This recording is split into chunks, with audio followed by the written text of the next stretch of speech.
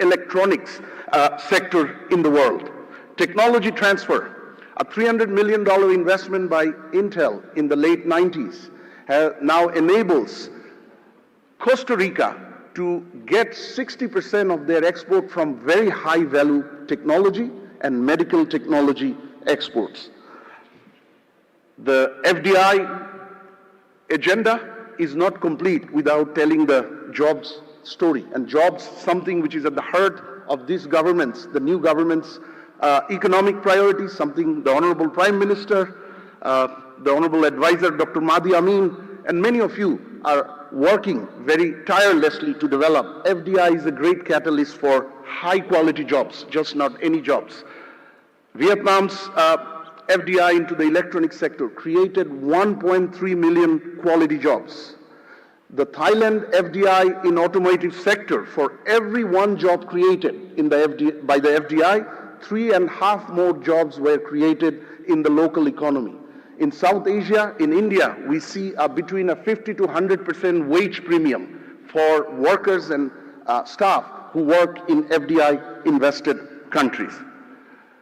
Going forward, this becomes even more critical. A number of growth drivers of Bangladesh are increasingly under pressure and generating diminishing returns. The macroeconomy needs the support of greater export and foreign exchange in order for Bangladesh to meet the increasing demand for energy and industrial raw material imports. Private investment, the single most important catalyst for economic prosperity, has come down to a decade low to 21.5%. Ready-made garments, which made us the proud second largest exporter in the world, also is exposing certain risks. For 13th year in a row, it occupies more than 80% share in our export basket. Sluggish job growth, again, something central to current government's economic agenda, manifested through high youth unemployment. All these make the FDI agenda far more critical than ever before going forward in order for Bangladesh to move to its next economic journey. The FDI agenda can also help. It can be in delivering the BNP government's election manifesto. It can become a catalyst to deliver, help transform a number of economic priorities that the agenda puts forward, from a $1 trillion economy to 10 million jobs to 35,000 megawatts of regular and renewable power to 15% of GDP, elevating the tax revenue to 15% of GDP, and creating infrastructure and industrial diversification. FDI is central, and that makes the manifesto's target of elevating FDI to 2.5% of GDP an absolutely timely and right target for the time. Now, where do we stand today? We have done well, benefiting from FDI in the 5 decades, since late 70s, 4.5 decades. We need it more than ever before. But let's take a look where we stand today and where we stand vis-a-vis our Asian peers. Bangladesh offers a number of strengths with regard to an investment destination. It possesses many attributes that the global investors seek: market scale, strategic location, dynamic workforce, a growing consumer market, a young, dynamic workforce. Global investors value this quite strongly, and this places Bangladesh in a strong position vis-a-vis the fundamentals in comparison to many emerging economies. But the big question is, are we able to convert these advantages into benefits? I think that is where expectation doesn't match the reality, or reality doesn't match the expectation, or the achievement doesn't match the potential. Bangladesh in 2025 has generated $1.7 billion of FDI, but at the same year, Indonesia did more than 21 billion, Vietnam more than 20 billion, and a smaller economy, Cambodia, did more than $5 billion. The FDI performance does not also commensurate with our economic strength or the growth of the economy. For Bangladesh, the FDI to GDP ratio stands at around 0.3%. For Vietnam, it's more than 4%. For India and Pakistan, it's around 0.7%. And this performance comes at a time when geopolitics is fast reshaping the global trade and investment landscape. According to UNCTAD, 76% of the global enterprises feel that geopolitics will be the most important determinant for their FDI decisions going forward, more than economic slowdown or growth, more than climate agenda, and so on. And the geopolitical, it is a great gesture by the government in the last budget approved in June. It has given a 5-year predictability, something investors around this room and around the country have been asking for, but we still have very complex and high tax incidents on investors. 23 agencies, 150 services, BIDA is making effort to integrate. However, there remains many more, which creates red tape opportunities. Now, how do we move towards the $15 billion vision? Bangladesh's constraints are well understood and increasingly actionable. Removing these barriers possess one of the greatest opportunities of time for Bangladesh to move along the economic ladder. And what is good is that all of these improvements that we have just seen are completely within our control. All Bangladesh needs to do is be more systematic, strategic, and be driven by structured processes, vision, and policies. So we have a number of investment climate improvement efforts, deregulation efforts, but what will be good in line with other countries who have done that, Malaysia, Brunei, Thailand, Vietnam, put together systematic reform, monitoring, coordination, and implementation measures. For example, FDI or Investment Coordination Council, dedicated reform team, not committees, reform teams, clear institutional role and accountability. Going beyond business as usual approach, that's no longer what got us here in the 4.5 decades, is not going to get us to the next level. We need to be more strategic, smarter, and that's where we need to introduce improvement efforts for global rankings.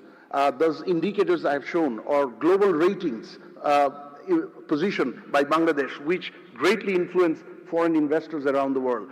We now have a great tailwind, advantageous geopolitical position. Bangladesh must take advantage of this favorable geopolitical position. We have a Japan EPA, we have a US trade deal. There are great opportunities offered by both, and we must be able to take advantage of these geopolitical tailwinds. And systematic vision, I think the BNP manifesto provides a great structured vision, but more is needed, like a national investment policy, national investment law, and many other structured areas such as that one. Now, reforms, I'll finish in next 1.5 minutes. The reforms we undertake today is going to give us the dividends tomorrow. And we have seen around the world more reforms lead to more FDI leads to prosperity. Just some example from around the world and what applies for Bangladesh. A 1% increase in trade openness through trade reforms can increase FDI by more than 3%. A 5% reduction in Bangladesh of tax burden on investors and foreign investors can increase FDI by more than 16%. And a 1% increase in FDI can help increase employment by 3%. Now, Bangladesh has repeatedly demonstrated that when bold vision and political ownership that we have today is matched by continued structured reforms, great achievements follow. The BNP has rolled out a very inspiring manifesto since very inspiring motto since February, which the audio visual showed, Shobar Age Bangladesh.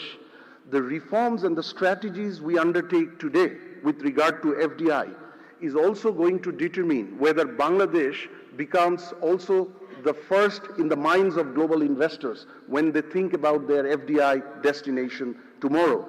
Globally, we have seen FDI is like a sensitive, care-looking child.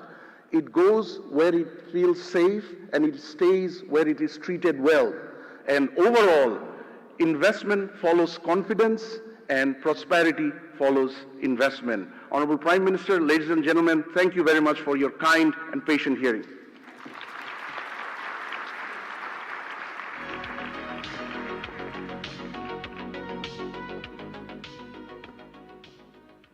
Thank you very much, Dr. Mashur Riaz, for that insightful presentation and for highlighting the key findings from the FDI report. The report clearly opens an important space for dialogue on how Bangladesh can further strengthen its investment ecosystem and competitiveness. Ladies and gentlemen, we will now proceed to the ministerial plenary session. For this important plenary session, may I now invite our distinguished panelists and moderator to kindly come on stage and take their seats. Our distinguished panelists are Mr. Rehan Asif Asad, Advisor to the Honorable Prime Minister, Post, Telecommunication and IT, Mr. Khondokar Abdul Muqtadir MP, Honorable Minister for Commerce, Industries, Textile and Jute, Dr. Rashid Al Mahmoud Titumir, Advisor to the Honorable Prime Minister on the Ministry of Finance and the Ministry of Planning, Mr. Chaudhry Ashik Mahmood bin Haroon, Executive Chairman of BIDA and BEZA, Mr. Tanvir Ghani, Special Assistant to the Honorable Prime Minister for Investment and Capital Markets. This session will be moderated by Dr. Mahdi Amin, Advisor and Spokesperson of the Prime Minister's Office.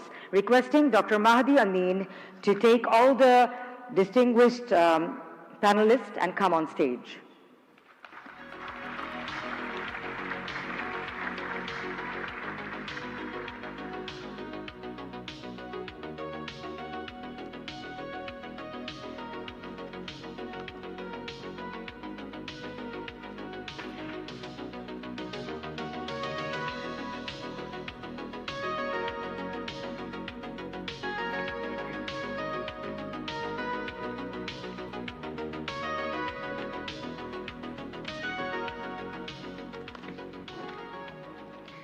Thank you, distinguished panelists and moderator. Ladies and gentlemen, this ministerial plenary session will focus on the policy priorities, investment realities, and collaborative actions required to create a stronger, more predictable, and more competitive investment climate in Bangladesh. I now hand over the session to our moderator, Dr. Mahdi Amin.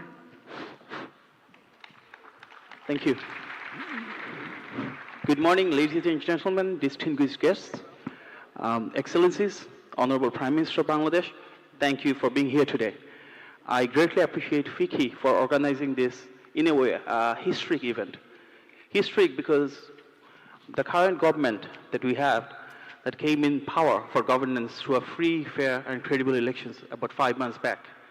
And our Honorable Prime Minister, among his busy schedule, has come here to meet the foreign investors, and the foreign investors themselves have showcased the excellence, the global best practices, and their investment portfolio through him this morning. The panel that we have, the ministerial panel, this in itself is a bit unique one. It was supposed to be different. When FICCI approached me first time to have this event, it was supposed to be the investors talking and the policymakers listening. And in the last moment, they changed it, and they say there is a demand that the policymakers will speak and the investors will listen to them. I think the next time it will be more interactive. We both speak and exchange our ideas, but it is, in one way, is also testament to the incredible faith that the people have on the government, and that the policymakers need to share the ideas that we have, the vision that our Honorable Prime Minister holds, which was manifested in the manifesto. If we see the panelists here today, we all have a bit unique portfolio as well. The portfolios that we have, those are blended with different multiple ministries, and this is first time in the history of Bangladesh as well. The reason why Honorable Prime Minister has made these portfolios according to this line is to make sure the decision-making procedure that's more streamlined, right from policy formulation to the grassroots execution, Those are done faster, in a transparent way, and there is less conflict of interest, and that the ministries work together, aligning with the manifesto commitments. We have seen that in result, which was transpired in many ways in the last 5 months, including the first budget, which is pro-people, pro-business, pro-investment, and which has tried to uphold and reflect the will of the people, the aspirations of the grassroots.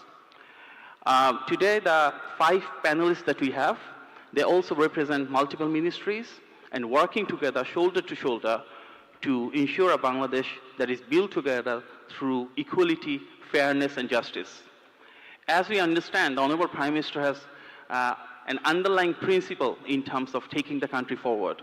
We want for the investors to build an ecosystem that will empower people to create jobs, that will create an ecosystem where the cost of doing business will go down, where the ease of doing business will go up. And towards that journey, let me ask some questions to our fellow panelists. Of course, I had some documents, but I had preferred rather to have an open conversation. If I ask our Honorable Commerce, Industries, Jute and Textiles Minister, who is having 3 portfolios, those are interrelated, but of course having distinct areas of functioning. So Honorable Minister, may I ask you please, what is the main agenda and policy framework you have to increase foreign direct investment in Bangladesh? Are there any particular areas that you want to promote? And what are the policies that will attract investors to invest in Bangladesh as opposed to the competing countries? Thank you, Honorable Advisor. I'm a little bit uncomfortable because Mashurias gave a huge presentation and most of the columns on the red under the Bangladesh was marked by the red color. I feel a little bit hostage in front of a very distinguished audience. We have assumed the responsibility under the leadership of our Prime Minister, who is sitting right here. We have admitted these challenges, accepted these challenges.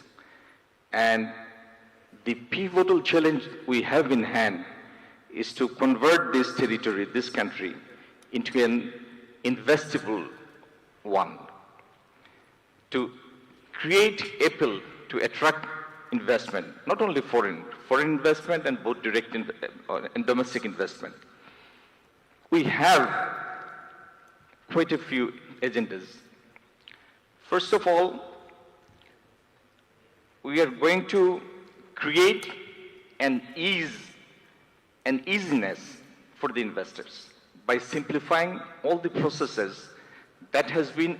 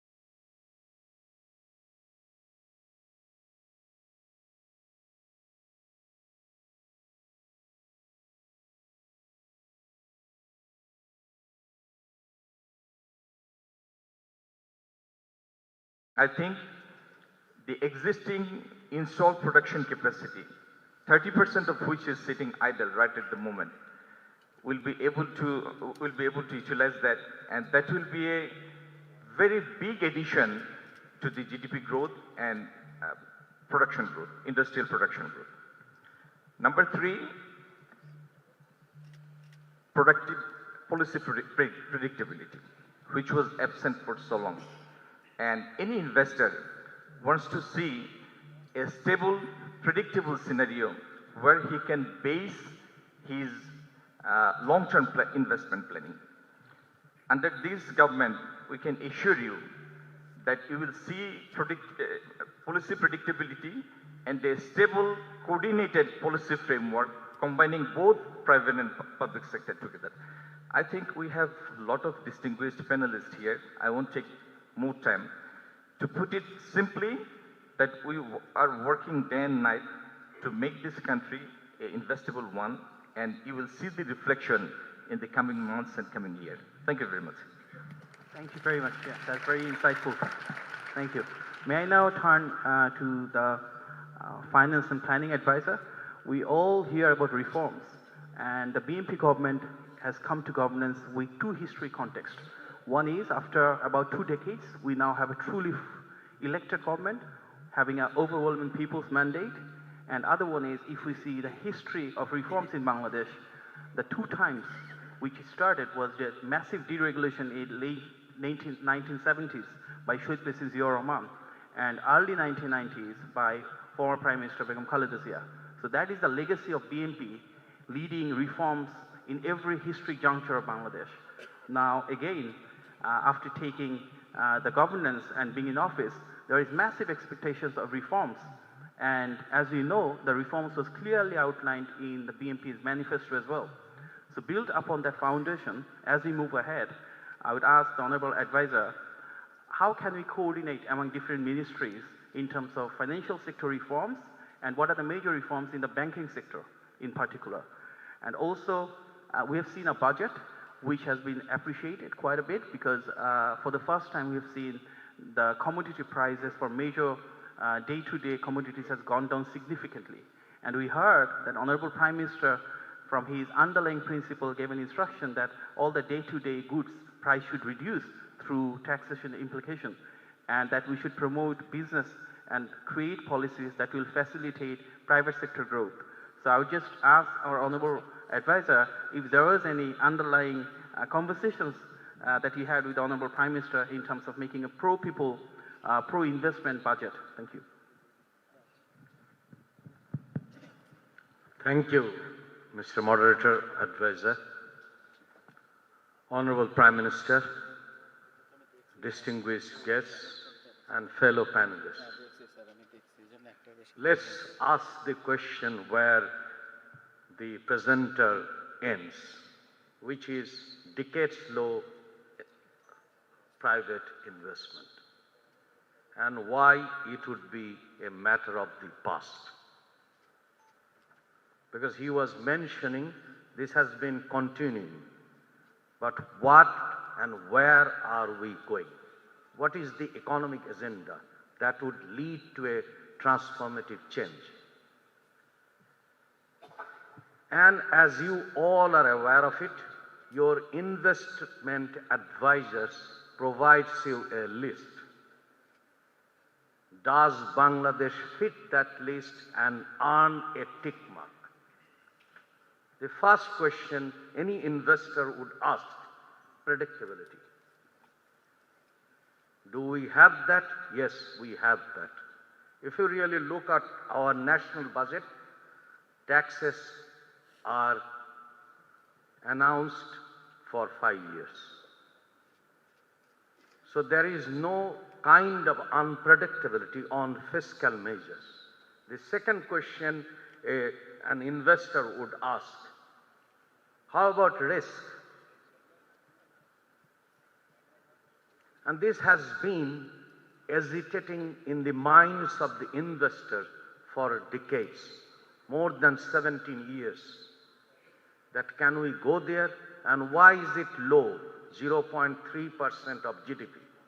and why it would go up to 3.5% of GDP. The answer is that Bangladesh now provides a stable environment, a stable business climate. The third question normally an investor would ask, what is known in media, the red tapeism? Do I need to go from door to door to secure permission? The answer to this question is that if you really look at deregulation and look at the deregulations, it reduces time, it unleashes energy, it shows you a path. The fourth question an investor would ask, do we have plan to ensure energy security and connectivity? And everyone knows that you can't have a energy secured environment when we have inherited a fragile economy. But look at the signals, look at the signs. We are heading towards energy security. The fifth question an investor would ask, how do I ensure that there is a regulatory environment that ensures capital repartition? Look at the rules, look at the regulations, these are there. So why these are there? That is the moot question that we have to ask. Because it requires a vision. It requires a transformative pathway. It requires a clearly articulated roadmap. And our Honorable Prime Minister has given that. Perhaps he enjoys the highest approval rating one could imagine in the world. What could be the most predictable, stable indicator like that? Because if you really look at the cases that have been shown from China to Vietnam to anywhere, it's about having a governance system that reflects people's mandate, that ensures legitimacy, that provides you a model where you and we and everyone can thrive. And this is what we have.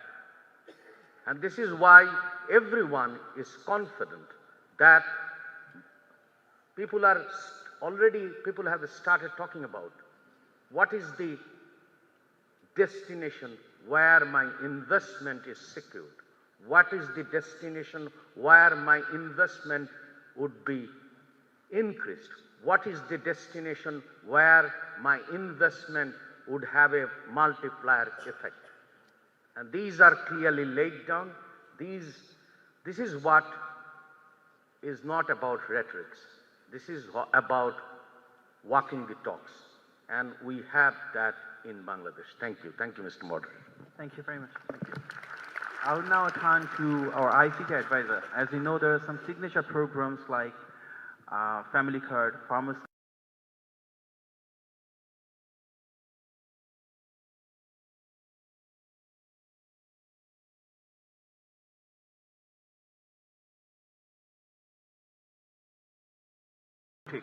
So how do you see the role of foreign technological companies, whether Bangladesh can become one of the leading IT hubs, at least regionally, and whether the huge demographic dividend that we have, the large number of young people, are they ready to be employed by global multinationals when they come here in Bangladesh?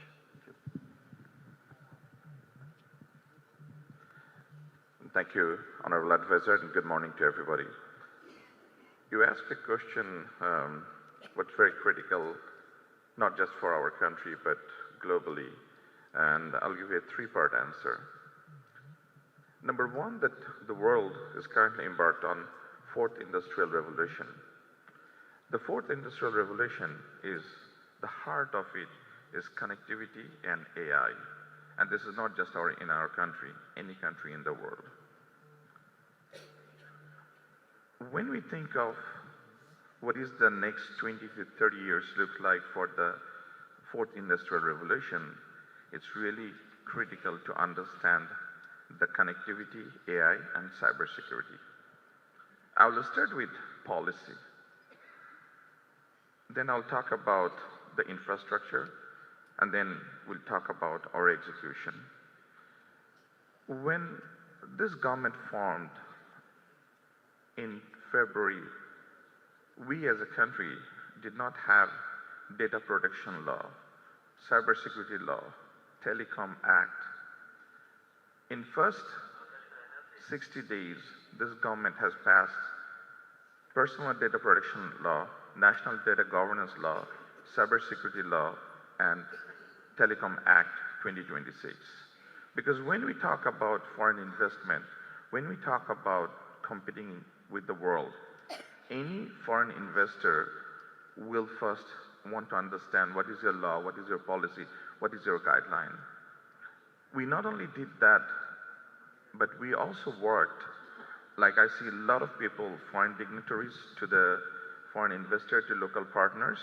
We worked with every possible stakeholder to make sure that we are not only developing a law and guideline which is just appropriate for our country. We worked with everybody that it's right for our country, it's right globally, and there was a lot of time and effort spent, and a lot of people in the audience has given us feedback, so I really want to appreciate all of your feedback, and we have our foundational base, those laws and policies.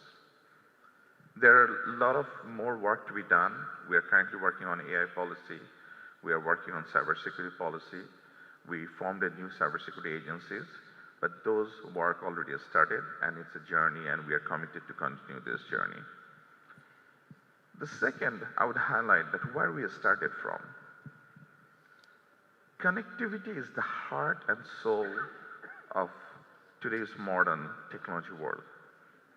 We are 9th largest country when it comes to mobile connectivity from a subscriber point of view.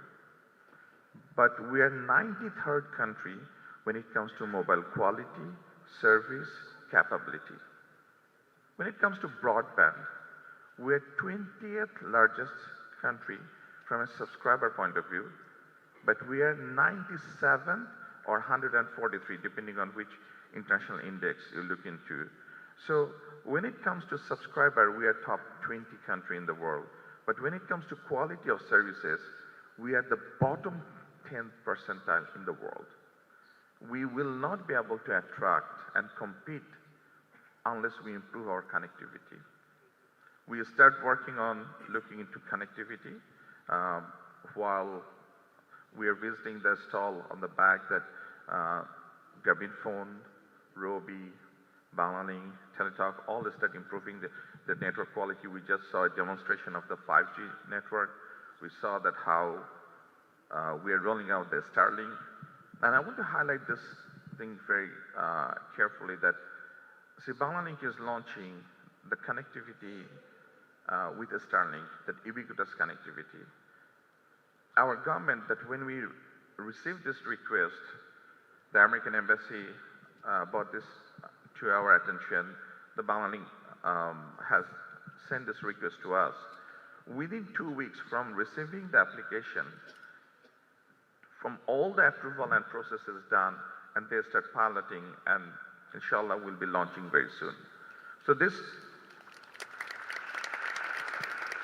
goes back to what Honorable Financial Advisor said to us, that we are really looking into opportunities where we cut the time and the cost and go to market and prove to the world that Bangladesh is ready for business, and we really committed to that.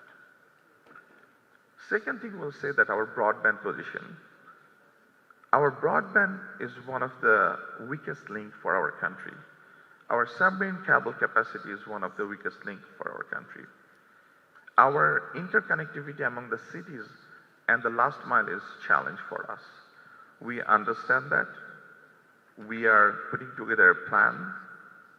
As we are improving on the wireless side, we also want to work on the wireline side, and our target is within next 18 months to 24 months to take broadband to 80% of the population with 50 to 100 meg and higher. Second thing I would highlight is that a country in today's world cannot embrace the future without having a DPI, digital public infrastructure. Sadly today, Bangladesh is probably one of the few countries in the world who does not have a DPI, digital public infrastructure. Honorable Prime Minister highlighted that in his speech in February 6th in Intercontinental, when BNP released the manifesto, that we are committed to build that connectivity and we are also committed to build digital public infrastructure. We have started our work, and God willing that we will ensure that every citizen in this country, one citizen, one ID, one digital wallet within next 18 to 24 months. We already started this work. The last part I want to highlight that one of the fundamental challenges what we faced when I sit down with a lot of industry player, and when I was seeing Mashrur Bhai's presentation, I was thinking that on Sunday night, Mashrur Bhai and his team were sitting in ICT Ministry not too far from here, and we are talking about investment in the data sector, and one of the fundamental challenges that if you look into the tax rate in Bangladesh in IT and telecom sector, it's one of the highest tax rates in the world. For telecom companies, the tax rate is around 51%. For IT sector, the tax rate is around 25, 27%. During the budget, we worked tirelessly to receive all your feedback, and the credit goes to the Honorable Prime Minister and the Finance Minister. We had a lot of draconian tax rate in the technology sector, which we are trying to clear out and reduce and be competitive in the world. Just as an example, we had a SIM tax rate, 300 taka per connection, and the government was generating 1,200 crore per year from SIM tax. Yes, it hurts the government revenue, but based on all of your feedback, we have eliminated completely all SIM tax. Not only we eliminated the SIM tax, we also laid out that over the next 5 years, what would be the tax rate in this IT and telecom sector. And the last thing I would share that globally there is an index called ITU Index, International Telecom Union Index. They start producing this index from 2009. Just last week they have produced this year number, and Bangladesh went up from 64 point to 68.2 points. 4 points, this is the highest ever increase for Bangladesh, yearly jump since 2009 that ITU will start improving this index.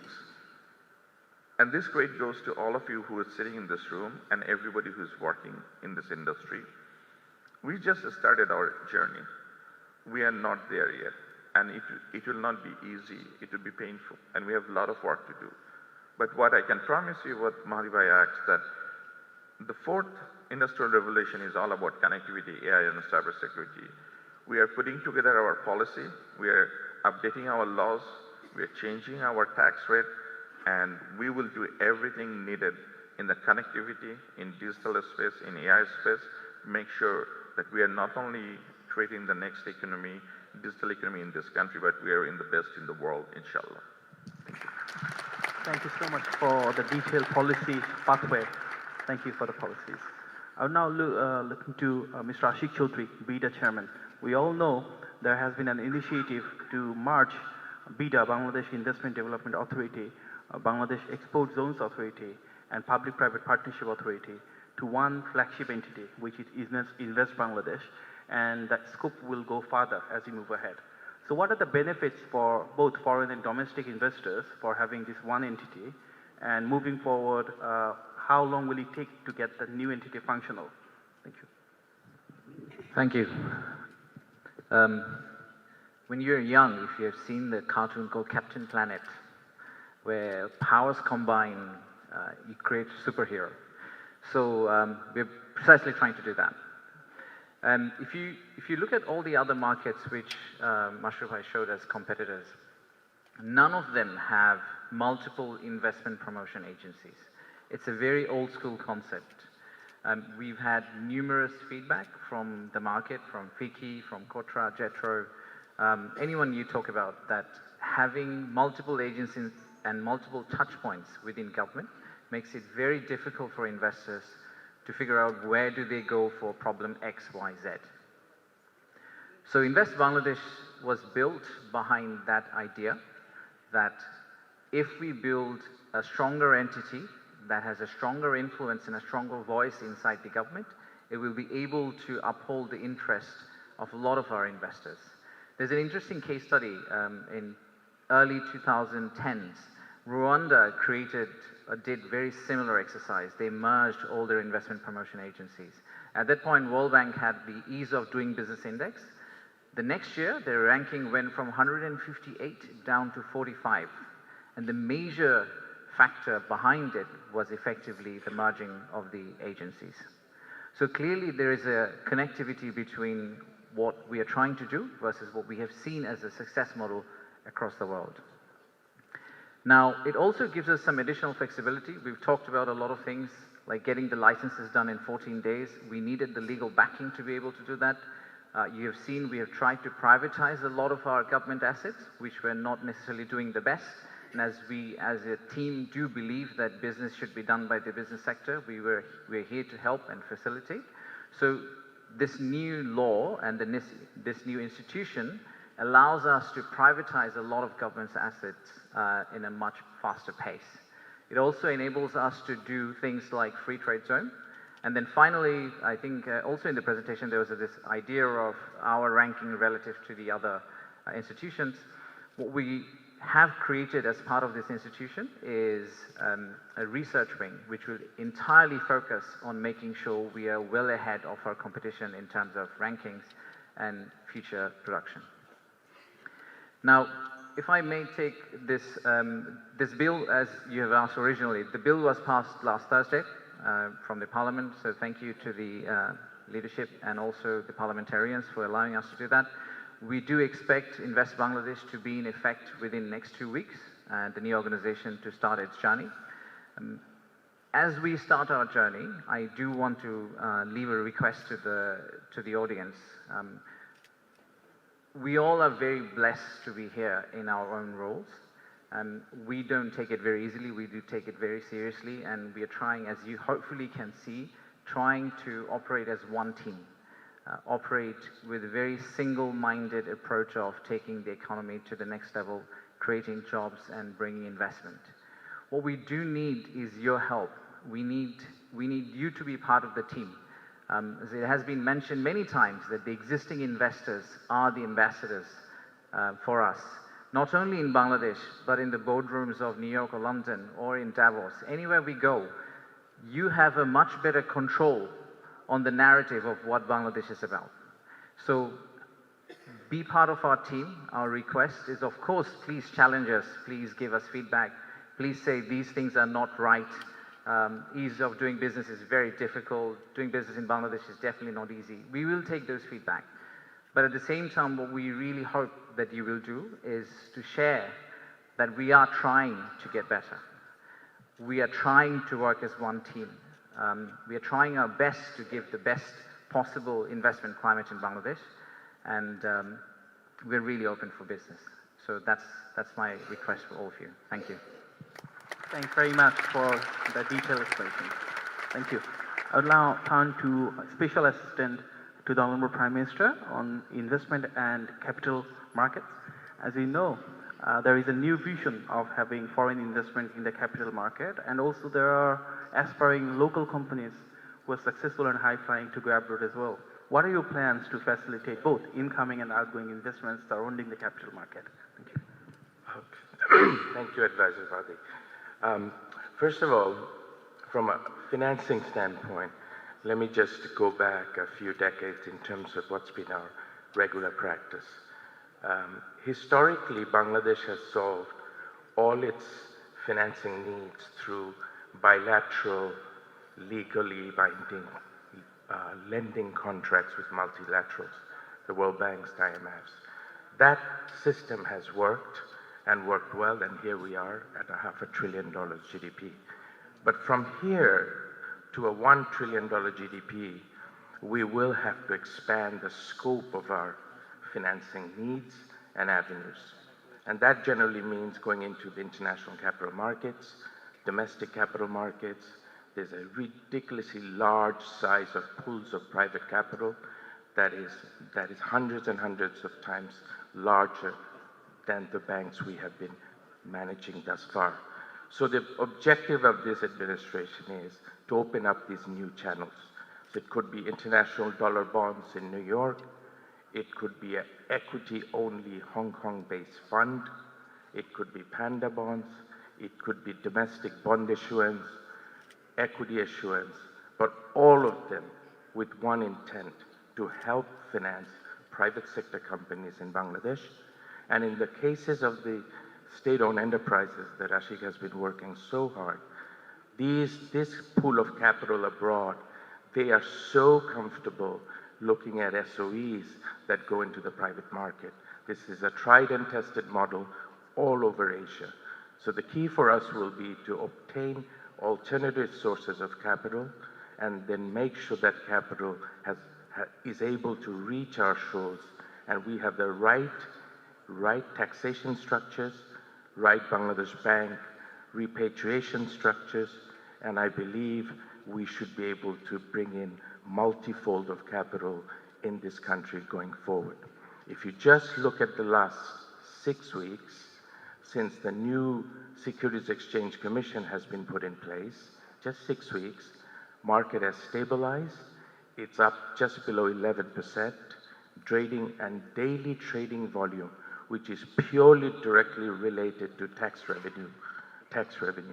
That trading volume has gone from 700 crore per day to 1,500 crore per day in about 6 weeks. So I joke with our finance minister that we will do our part in making sure that the funding gap is provided by the markets, so we don't have to go back to the lenders as much. Thank you.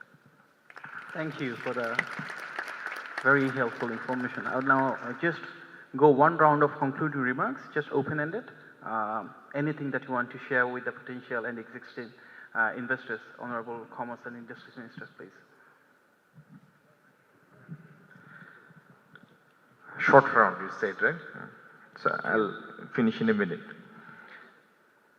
The question is, do we have any other option other than the investment? No. The simple answer is no. Because we have to have a CAGR, compound annual growth rate, of more than 8% if we want to reach $1 trillion economy by 2034. And in order to reach that landmark, that target, we have to have a very efficient market. That means our ECOR has to be improved significantly. Right at the moment, if we take the average of our last 10 years, our incremental capital output ratio is 5.5%. So we need to make significantly increase the private sector investment, which has been hovering around 21.5% last year, to at least 33-34%. And the public sector investment may be increased another 2 or 2.5 points. Combining both the private and public sector investment, if we can take it to around 40 and then improved ECOR, we can expect to reach that landmark of $1 trillion economy by 2034. So in order to have that scenario, realize that dream and vision, our only agenda in hand is to convert this territory into a really investable one. What I and my colleagues told you in the last half an hour, we are not, none of this is soundbite. We are going to implement it, and we will, by implementation, this country, in next couple of years, you will see the investors from around the world are flocking together with investments in not one sector, not in ready-made garments, not only in leather, not only in youth, but in the digital economy as well. Thank you very much. Thank you. Thank you, Honorable Minister. Honorable Finance and Planning Advisor, anything as concluding remarks, please? Thank you, Mr. Moderator. We are, as we all expect, that we are to reach 2034, in 2034, $1 trillion economy. And we have already embarked in a new model, a model that talks about investment translating into employment, and employment giving us adequate revenue that can finance skilled, healthy population. We would like to raise our GDP in terms of education expenditure to a GDP in terms of 5% of GDP in health and education, and 3% in social sector. Because for investment to have its sustainable footing, we need skilled, healthy human resources. Second thing that we are committed is about making sure that there is functioning institutions. Because we need a regulatory environment that is stable, that is predictable. And for that, we have been undertaking a series of reforms to have institutions that work for people, that work for its citizens, that works for its investors. Thirdly, as you mentioned, that we need connectivity, we need multimodal connectivity, we need logistics, seamless logistics. And this is where our Honorable Prime Minister is leading in terms of having a multimodal connectivity from Panchagod to Chittagong, in terms of road, in terms of rail, in terms of riverine transportation. And we would like to transform Chattogram and Mongla as logistic hubs. And as you all mentioned, and the multiple reports suggest that we need fiscal incentives. Yes, if you really look at, we are trying to ensure that our economy is diversified, our economy is competitive, our economy is ensuring productivity growth. And for that, we have come up with a series of fiscal incentives. And the final point that was made by the FICCI president is about having dialogue. Yes, if you really look at, our Honorable Prime Minister has been having interaction with industrialists. If you remember, on 23rd of April, he had a meeting with all those investors, and then subsequently there are meetings with the investors. So what we have is a political leadership which would like to not only see but are working to transform the whole economy, which can cater to the citizens, cater to every citizens, and that could ensure Bangladesh before all. Thank you. Thank you, sir. Thank you so much for clearing the pathway, Honorable Advisor. I would now turn to the Honorable ICT Advisor, please. I'll talk about one huge opportunity and one challenges for our future. When we look into the electronics, consumer electronics, computer and all the manufacturing electronics industry, it's around $2 trillion economy in the world. If you look back last 40 years, 90% of this economy, when it was $1 billion economy or $1 trillion economy, 90% of those $1 trillion manufacturing has always happened in Asia Pacific.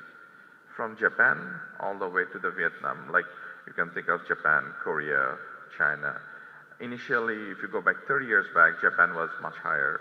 Now China has much higher share. But 90% of this $1 trillion manufacturing always happened in Southeast Asia, in Asia Pacific. So, and this is expected to be double up in next 5 years.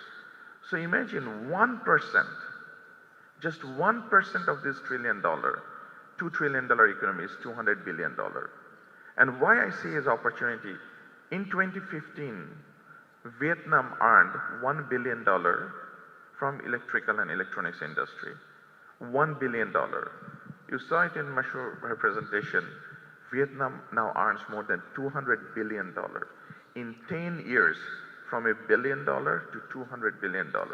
If a country like Vietnam can go from $1 billion to $200 billion, there is no reason why our country cannot achieve that. So just in this sector, this is a multi-billion-dollar opportunity, and I fundamentally believe that working together, we can achieve that. The challenges I see is our skilled forces to achieve that. What I mean by that, we need people who would be AI capable. We need people who would know the cybersecurity. We as a country has missed the opportunity to ride the wave of software engineering and a lot of other engineering. During last few years, Vietnam was not there. Cambodia was not on the picture. Compared to a lot of our neighbors, that we did not progress as high. What gives me hope, 2 weeks back, Honorable Prime Minister invited a group of 80 students. From grade 8 to grade 12, they have competed in Asian AI Olympiad, and 3 of our students won gold medal, and 4 of them are now going to compete in International AI Olympiad. We spent some time with those students, talking with those students who were from class 8 to class 12, from Dhaka to outside Dhaka to the Upajilas, give me the hope and conviction. The way these young children articulated what is AI, what tools they use, what machine language they use, how they build a platform, how they are thinking of their startup. This is a huge opportunity for us. So the challenges for us is that not just those 80 students, how we get all the students for our country, those who are in school, colleges, universities, ready for the future of the world, the future of AI, the future of cloud computing, future of data computing. If we can get our new generation ready for that, there is no stopping for us in moving forward, inshallah. Thank you, everybody. Thank you. That's an incredible journey ahead. Honorable Beta Chairman, please. Thank you. My panelists have gone into a lot of details about the major issues, and I believe the audience also knows about the technical challenges. So I'll probably touch something else which is very core to what we truly value and believe in. Look, we're going through a very exceptional time as a nation, and we're on a very exciting journey. We genuinely believe we are on it. There's something very unique about Bangladesh, which I'm sure you all know, that it's such a young country that every impact you make changes thousands and thousands of people's lives today and possibly in the future. Now,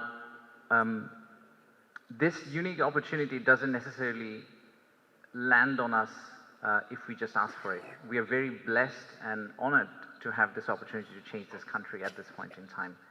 And what we do believe is if we get it right, then when we grow old, we are able to show our grandchildren that, look, we lived through a time when we entirely changed the outfit of this country.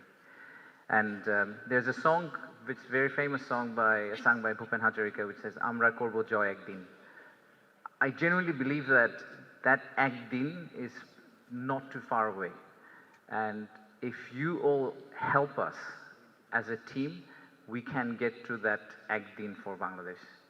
Thank you. Thank you. We look forward to creating that legacy together. Honorable Special Assistant for the Capital Markets, please. Thank you, Madhuri.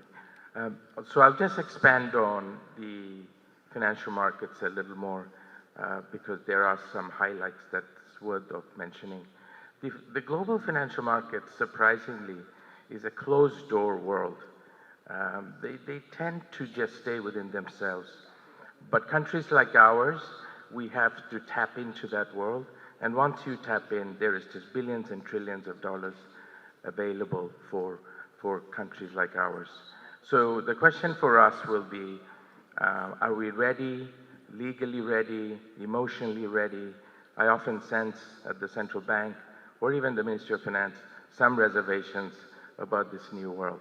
So collectively, we're working together to make sure that we're all on the same page, we all have the same intent, and we're all protecting the country while bringing in enormous amounts of FDI. That's the challenge for us, but that's the opportunity for us. Thank you. Thank you so much. Thanks very much, Sunitbhai. As we look ahead with this sentiment of togetherness, I thank you all. It's very clear from the plenary and the five panelists that the new government that has taken office is clear that there are underlying challenges built over the last many, many years. But we take a pragmatic and logical approach where we see every challenge as an opportunity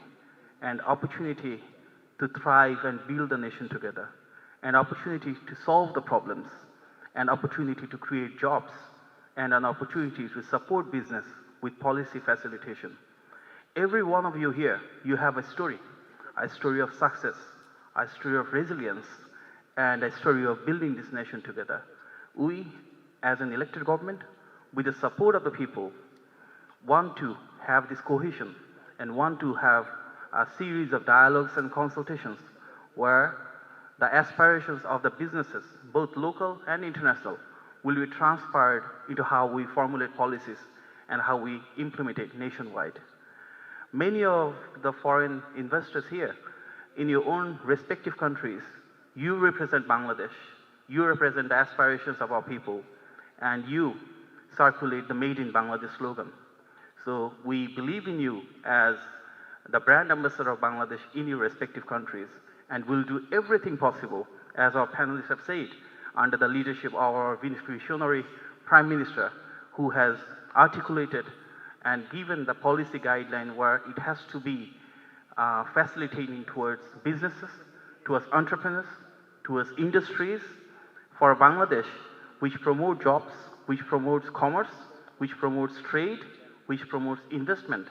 And for that journey, we want to work together. We want to build the country for inclusion, for togetherness, and for a notion where there will be more fairness and justice as well. I thank you all, and having this opportunity from FICCI of taking this moderated role after many, many years, but thank you so much for this opportunity. I appreciate it.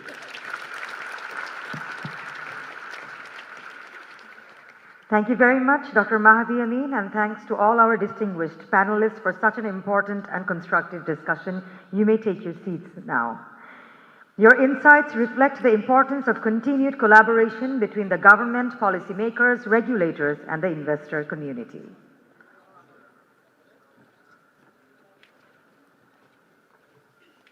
Ladies and gentlemen, we will now take 2 minutes to rearrange the stage. Your patience and tolerance in this regards will be highly appreciated.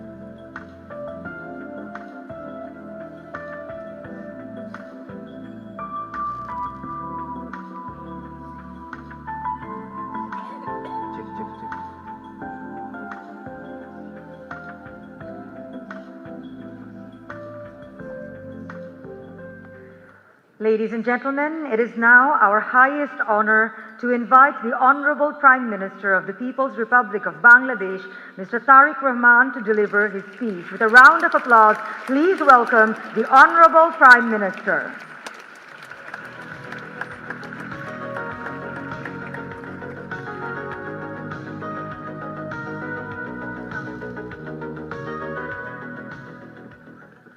Please have your seats.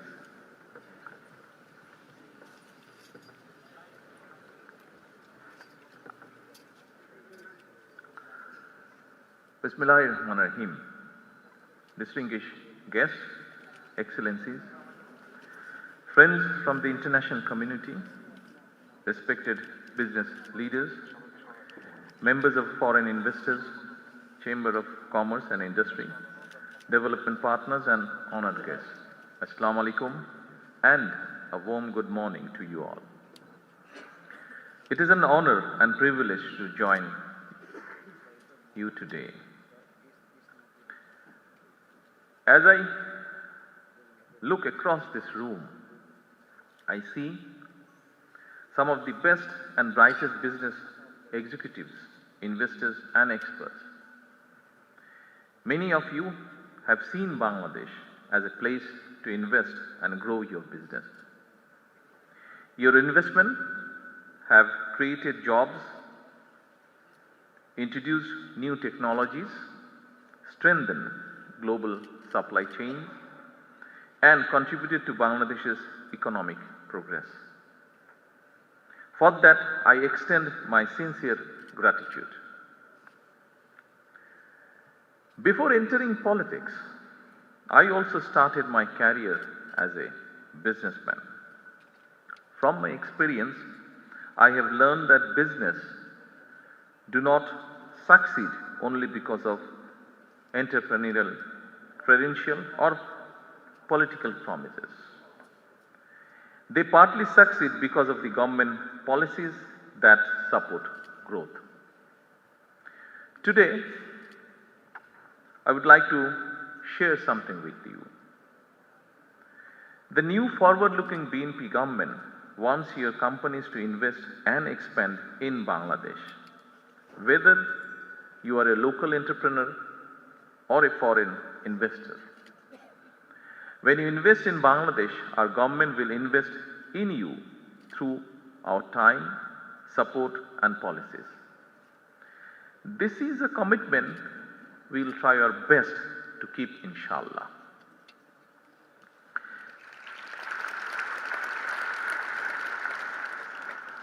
Ladies and gentlemen, Bangladesh has many challenges, but it also has remarkable strengths.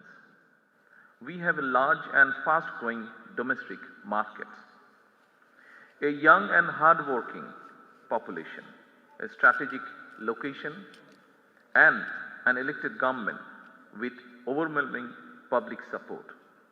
Together, these strengths position Bangladesh for sustained prosperity. Our vision is to build a rules-based, globally connected, private sector-driven economy. Our election manifesto provides a clear roadmap for economic transformation. We invite you not only to invest in Bangladesh, but also to become partner in delivering that vision. Our government has completed 5 months in office, but our policy preparation began long before the election. We listened to investors, entrepreneurs, business associations, economists, development partners, and business leaders. Their message was clear. Bangladesh needs stronger legal protection for investment, modern regulatory framework, simpler tax system, easier profit repatriation, deeper capital market, and better infrastructure, of course.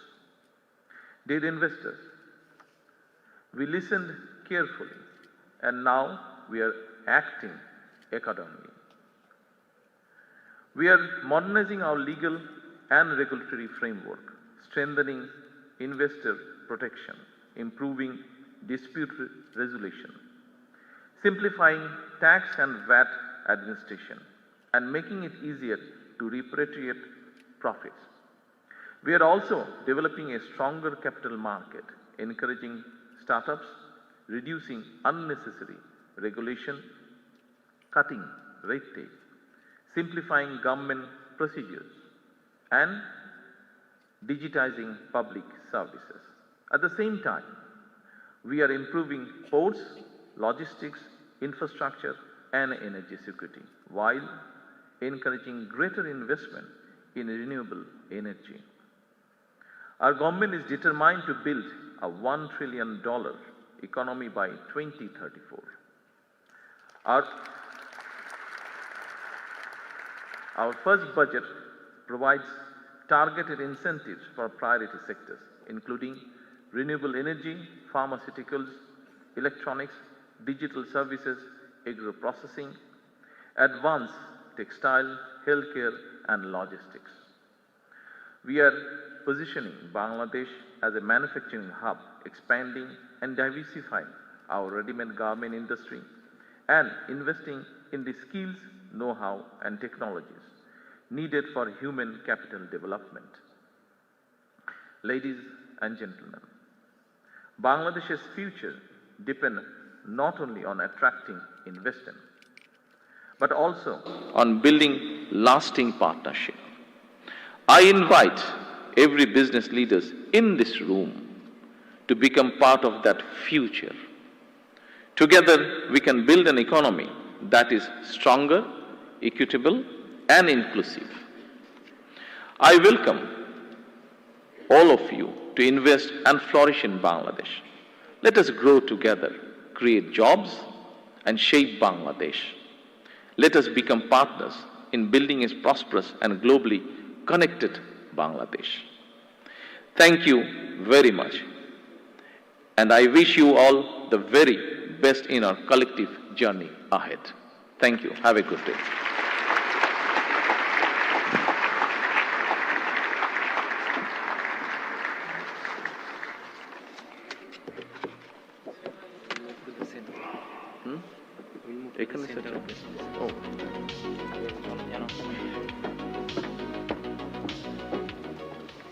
Thank you very much, Honorable Prime Minister, for your inspiring words and valuable guidance, requesting you to please remain on stage. Ladies and gentlemen, we will now proceed to the presentation of the FDI report. May I request the following distinguished representatives to kindly join the Honorable Prime Minister on stage. Ms. Rupali Haq Chaudhry, President FICCI and Managing Director of Berger Paints Bangladesh Limited. Mr. Deepal Abewikrama, Senior Vice President of FICCI and Chairman and Managing Director of Nestle Bangladesh PLC. Mr. T.I.M. Nurul Kabir, Executive Director of FICCI. Mr. Shams Zaman, Country Managing Partner, PricewaterhouseCoopers, PwC Bangladesh Private Limited, and Dr. Masroor Riaz, Chairman and Founder, Policy Exchange Bangladesh.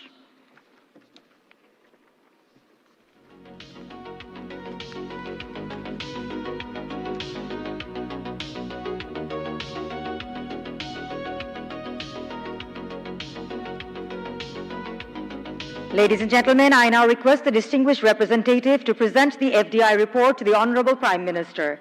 This report represents the insights, recommendations, and aspirations of the investor community and reflects FICCI's continued commitment to strengthening Bangladesh's investment ecosystem.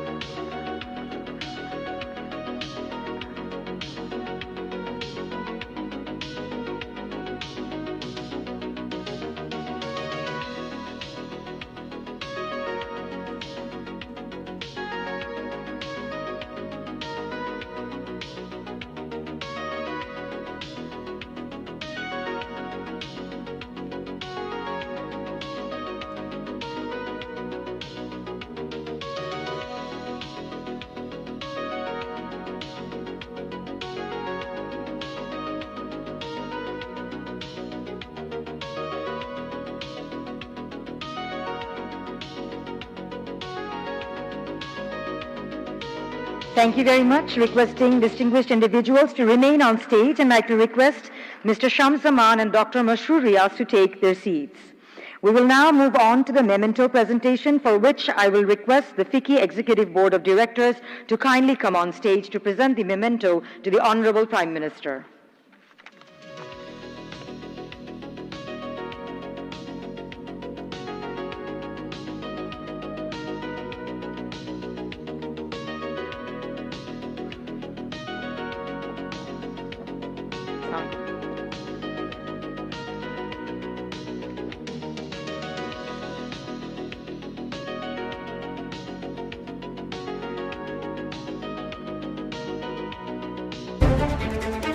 Dhaka Today, a 24/7 on